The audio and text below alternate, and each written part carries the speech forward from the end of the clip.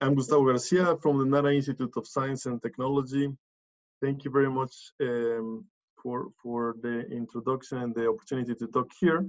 I'm very happy to present this work, and that is a collaboration between Nara Institute of Science and Technology in Japan and Karlstad University in Sweden. The motivation of the present work is the need of measuring the forces that are exchanged by the human and the robot during physical human-robot interaction. This is because force carries a lot of useful information that can be used to improve the interaction. As you all know very well, we can use the second law of Newton to calculate force as long as we have the mass and the acceleration. The problem is that a direct measurement of the dynamics properties, such as force and mass, is often impractical.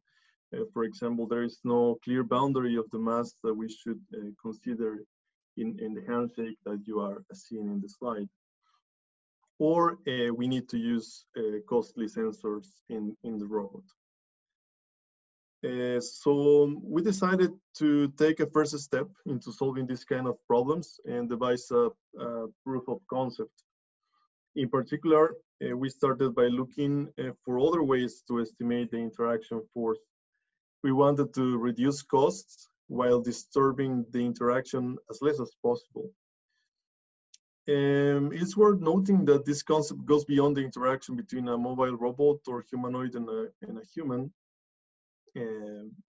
But because there are many other applications such as smart homes where users can interact through force with the environment.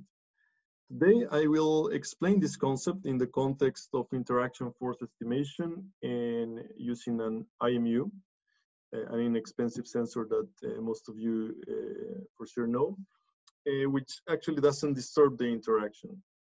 So this presentation is about unconventional usage of sensors.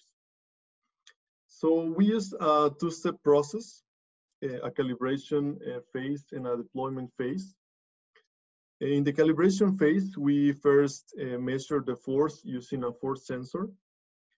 And using an IMU, we get the acceleration. From those, we estimate the interaction mass. This interaction mass is the actual mass involved in the interaction. It's not easy to put a boundary on it, so please bear with me on that. In the deployment phase, we will remove the force sensor, and we measure the acceleration using the IMU as well. And then we use the previously estimated interaction mass in order to estimate the interaction force. Our assumption here is that the interaction mass remains constant for the same interaction, or the same type of interaction. The test case we use for the proof of concept is the comfort evaluation of an eating-assistive device. Here, we take a commercially available eating assistive device which takes the food from a plate and places the spoon at a predefined location in front of the user. Then the user takes the food from the spoon. In order to increase the acceptance and comfort of such devices, we look for the most comfortable food delivery location. Our hypothesis is that less interaction force between the robot and the human leads to more comfort. We can consider that given a range where the robot can deliver the food, there must be a region where it's most comfortable to retrieve the food from. Intuitively speaking, and according to our hypothesis, the user will be more comfortable to retrieve the food from a location that is easier to reach, more ergonomic, if you will. And others are too high or too low or too far or too close where it's uncomfortable to eat. We use a test bed, an eating assistive device called Bestic, that is a commercially available device. A force sensor, that is for a linear force sensor to get the force along the z-axis, and an IMU.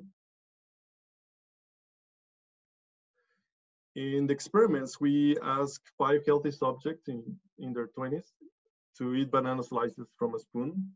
And we place the spoon at 9 different food delivery locations. And we take 27 samples per subject. In the calibration phase, we estimate the interaction mass with the force measured from the force sensor and the acceleration from the IMU.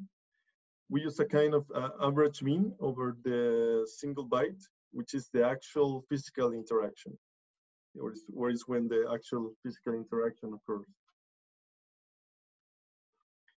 We then average the estimated mass for the 5 subjects and obtain an interaction mass of 1.67 kilograms as shown in the slide. Then in the deployment phase, we use the interaction mass from the calibration phase to estimate the interaction force. Though in the deployment phase, we don't intend to use the force sensor. We use it as a ground truth to calculate the error shown in this slide. As you can see, the error is big, but we think it's reasonable to support the feasibility of the approach we're proposing, at least as an initial step. If we map the interaction force at different heights and depths, we can easily see where the interaction forces are the highest or the lowest, which they coincide with the most and least comfortable locations according to qualitative evaluation shown in the videos on the right. If you want to know details about those evaluations, the references are on the paper. So as a conclusion, in this work, we introduce a 2-step process to estimate the dynamics when direct measurement is impractical. As a first step, we presented a proof of concept in which we use a low-cost and compact IMU to estimate mass and force in physical human-robot interaction. As shown in the example, we can evaluate the comfort using interaction forces estimated indirectly from the interaction mass. As future work, we are considering the following potential applications. Of course, we would need to work on reducing the errors first and use maybe other types of models. Because for some of the examples listed here, such as the energy optimization, is not as straightforward as using the second law of Newton, as you can imagine.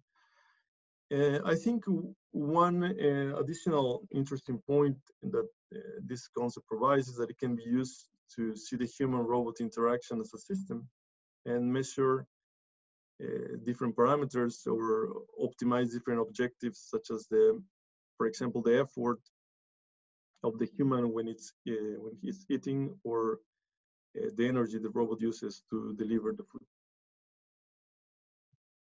Well, thank you for your attention. If you have any questions, please let me know here in Zoom or through Slack. Thank you. Yep, thank you very much, Gustavo. Thanks. If there is a quick question, you can ask it. Yeah.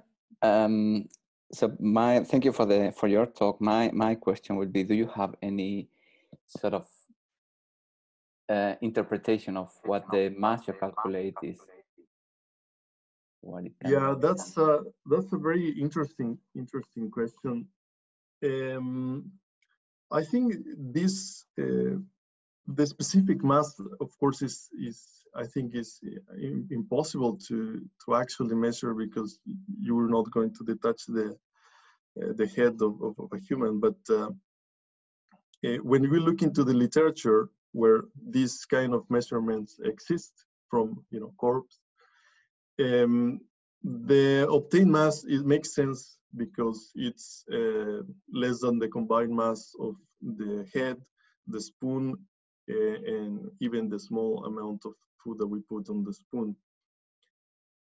We think that we can use this mass as we calculated, just to estimate the force.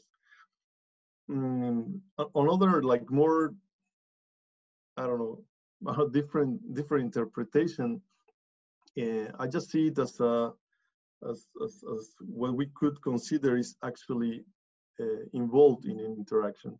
The rest of the mass could be ignored, let's say, because it's not participating in this force interaction. Yeah, maybe. Thank you. Sure. All right, thanks, Gustavo. So all the other questions, please post them either in the chat or. There is an, sorry, yeah, can you hear me? Yes. Yeah. Yeah, there is another question on the chat. Did you calibrate the IMU itself? If by calibration you mean it has some gravity compensation, and yeah, it is gravity compensated. Yes. Yeah. Okay. Yeah, that was the question. Yeah. Thank you. Okay. Okay.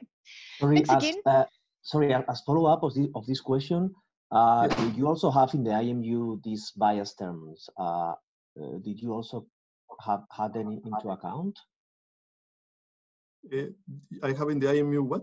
I'm sorry. The IMU biases. Yeah, actually, I don't process the information at a low level. It's already filtered by the embedded circuits in the IMU. That's okay. that's Yeah. So as far so as my considerations go. You take already the clean signal then. Exactly. Yeah. Okay. Sorry, I am a co-author of this paper. My name is Jorge Solis from Karlstad University. Just to complement, actually in the IMU there are some algorithms already implemented in the hardware in order to and software in order to deal with the bias as well. Okay. Okay. Thank you. Thank you for the questions.